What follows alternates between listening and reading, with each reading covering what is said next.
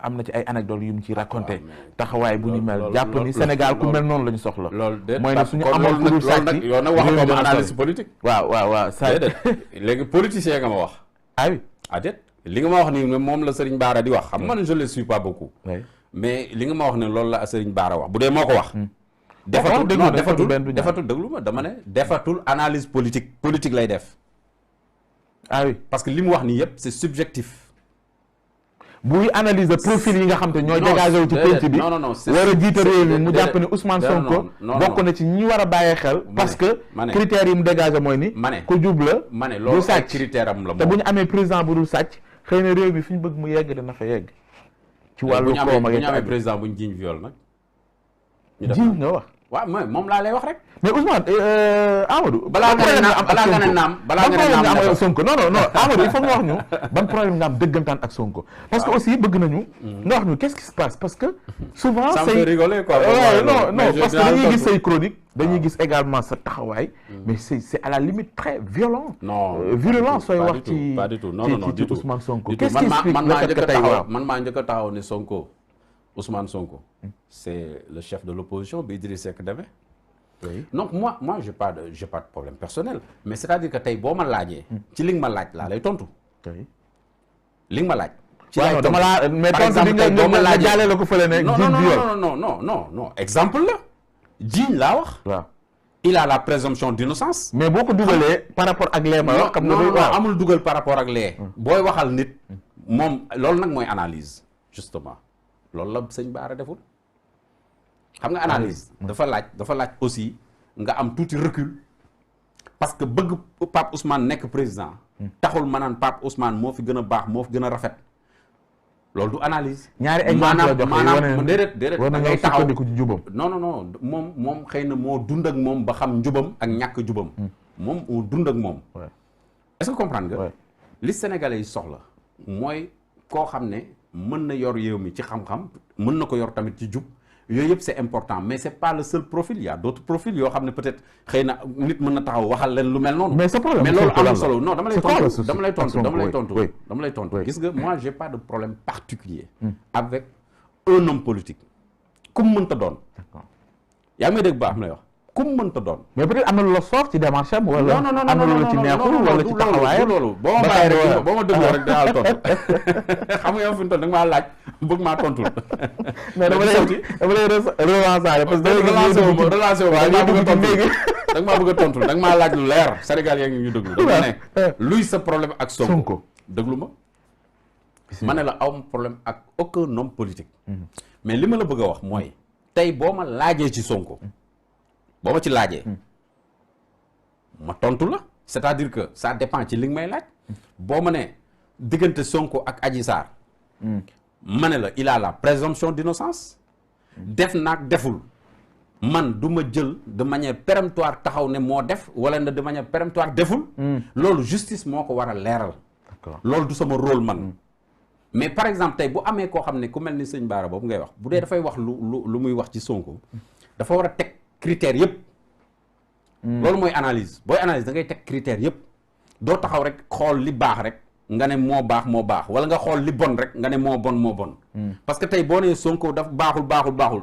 tu l'écartes boo nee Sonko moo baax mooy fal nga ko ba pare loolu du analyse est-ce que comprendre nga donc yow booy wax da ngay wax objectivement et au-delà de l'objectivité il faut être honnête au-delà de l'objectivité il faut être honnête mooy lu ñu la laaj ci liñ la laaj nga tontu ci kon yow bu ñu la déggee mooy ni li ngay wax awma problème ak Ousmane Sonko mais Ousmane Sonko bu fekkee ne dafa woote par exemple une manifestation mu am ay mort mu bëgg a dégager responsabilité man du ma ko nangu ah oui ah non damay toog ne moom sa responsabilité est engagée tout autant ñi nga xam ne ñoo rey parce que moo woote ah oui il faut assumer donc yu mel noonu laay wax ñu naan da ngaa contre Sonko man contre ma ko d'accord est-ce que comprendre baax na contre ma ko booy fàttaliku en 2013 ba ma koy invité fi nga xam ne mooy Africa 7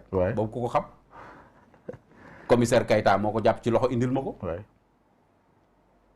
d'ailleurs sax bugguma ko woon invité amul na boo bi ma daan def foofu fekk na la fa parce que kenn xamu ko dama ko yóbbu beneen émission bu tudd Enjeu moom ak Babacar bi nga xam ne mooy xaw ma les juristes là. Babacar Diop waaw.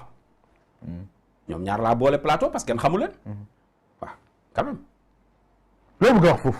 non dama la bëgg a wax ne j'ai pas de considération subjective ci Sonko. sooy fàttali loolu que ni xamuñu ko. non déedéet non xam nga loolu boo koy wax. c'est pour dire aux gens que comme li nga wax noonu comme genre animosité. wala bañ déedéet non.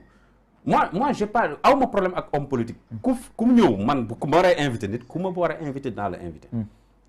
buñ ma laajee ci sa parcours wala ñu laaj ma yow nan laa gisee sa évolution politique. c'est vrai que 2013 Ousmane Sonko boobu ak Ousmane Sonko bi arrivé 3e à l'élection présidentielle. def na jéego. mais nag bu ma nee 3e am boobu. c'est parce que Karim n'a pas été candidat Khalifa n'a pas été candidat. et il y a eu peut-être un report de voix sur lui. comme genre vote sanction contre le président Macky Sall. mais attends à ce niveau-là. loolu bañ Sonko la. waaw mais loolu boo ko wax tamit il faut que fi analyse nga am ci firnde yoo ko teg Amadou Diouf la ñu àndal première partie seen émission 13 minutes de vérité léegi ñu ñëwaat ci deuxième partie bi. L'appli Sénégal 7 sur Apple Store et Play Store. Sénégal 7, le roi de l'information en temps réel. Amadou Diouf seen émission 13 minutes de vérité yéen a ngi seen deuxième partie muy nag taskatu xibaar nekkit analyste politique am na lu am solo lu mu ci wax loolu nañ ci bàyyi xel xam naa dina gën a yaatu ci loolu nga xamante ni ñu ci bëri dañ koy woote woo te xëy na doon ñu ko ci passeport diplomatique yi également Amadou est-ce que coow li bi mu jógee ba ci toll nii ñiy wax ni dafa am taxawaayu nëppal ak ya ci aju est-ce que yow am nga ci information yu uute yi ñu ciy wax ci penc bi yoo ci bëgg indi jàpp ni bu ñu demee jusqu'au bout de la logique par rapport à l'enquête dina révéler loo xam te ne xëy na ñu bëri dinañ jàpp seen gémmiñ est-ce que vous avez le sentiment que ni bu ñu yeggee jusqu'au bout dina am ay kilifa au-delà de ñaari députés yi ñu ci cité yoo xam te ne xëy na dinañ ci dégg seen tur. waaw Pape Ousmane xam nga mbirum dossier boo xam ne mu ngi ci loxo yoon. dafa war a egg man loolu laa gëm. ay bu ñu yeggee fii dana am yeneen tur yu feeñ ak ay tur yu dul feeñ ak. moi ça même ça c'est pas ça mon souci. mon souci mooy dafa am ñoo xam ne ay député lañu ñu jiiñ leen trafic de passeport diplomatique. ñu war ko càmbar te nag maa ngi wax ministre de la justice nag gaaw dugal demande bi auprès du président de l'Assemblée nationale. bureau bi càmbar ko ñu yóbbu gars yi plénière yëkkati seen malaanu kiiraay ñu dem wuyu ji justice. setal seen bopp mbaa ñu dugal seen bopp. su loolu amul. non dafa war am amul alternative. non yow tu penses que on peut passer ça par perte au profit c'est-à-dire que dañuy yeewu benn jour rek. ne dossier bañ doon wax ci ay député yaag bàyyi nañ ko. waaw loolu dafa mën nekk. man de duma ko seetaan man ci réew mi. ay xalaatuma ko. noo ko dul seetaane. non dinaa ko bind dinaa ko wax man loolu mooy sama force. bind ak wax. am naa sama plateforme. dinaa bind dinaa wax. ña ko war a dégg nañ ko dégg ña ko war a jot nañ ko jot il n'est pas question que cette affaire là ñu koy nëppal amul nëppale fan la mën a yóbbu le président non xam nga li gën a garaaw non waxuma sax fu mu koy yóbbu mais li ma la bëgg a wax foofu mooy xam nga lan daf fi amoon ñaari dossier Ousmane Sonko taxaw fi ñu yëkkati malaanu kiraay dossier Khalifa Sall taxaw fi caisse d'avance ñu yëkkati malaanu kiraay ci lu gaaw lool motu sax weer waaw ñu tudd fi ay passeport diplomatique nga xam ne dafa engagé la crédibilité du Sénégal. Sénégal war a wone adduna bi yëpp ne ñun réew lañ boo xam ne réew bu am justice bu jaar yoon la. et une justice équitable ñu war a lever l'immunité de ces deux députés là def enquête bi bu amee ñeneen ñu impliqué tam ñu convoqué leen woo leen bu laajee ñu yëkkati seen malaanu kiraay ba yeboo ñu yëkkati ko jusqu'au dernier député. ah oui nañ yëkkati malaanu kiraay bi jusqu'au dernier député. s'ils sont impliqués c'est aussi simple que ça. mais ni nga waxee ni dafa mel ni daa am loo njort.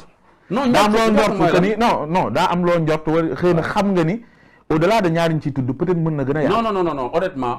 amoo ci loolu xam parce que xam naa la du ma def gisaane non waxuma gisaane mais xam naa ni. du ma def gisaane xam nga. waaw mais am na yoo xam ne doo defal di ngay dugg di ngay génn di ngay déggante. waaw paaka kenn du ko jiitu ci mbaram. waaw non Amadou. waaw déglu ma non man wolofal laay bañ bu ma wolofal. kenn du ko jiitu non Amadou doo ma wolofal loolu mooy lan baal ma tekkil la ko. waaw non xam nga. déedéet wolofalu ma ko dama koy tekki. mooy xam nga lan. mooy tey par exemple justice war naa yëkkati malaanu kiiraay ñu assemblée war na yëkkati malaanu kiiraay ñaar ñooñu ñu yóbbu leen justice pour xool ñoo def ak defuñu bu dee am na ñeneen ñu impliqué c'est une supposition dama ne même traitement bi lañ leen war a defal donc loolu nekkul ne damaa xam ne am na ñeneen ñu impliqué non mais Amadou defal ndànk yow ngay taskatu xibaar waaw amul du ci opposition du ci pouvoir du ci société civile bi ñoo xamul di dugalante ak ñoom di demelante ak ñoom à la limite sax mën naa ni journalisme d'investigation ngay xëy di bëgg a xamul xaw ci réew mi lii du la cutti ci penc mi ñëpp ak graawaay bi mu graaw nga bëgg ma wax rek comme man mii soog a tàmbali métier bi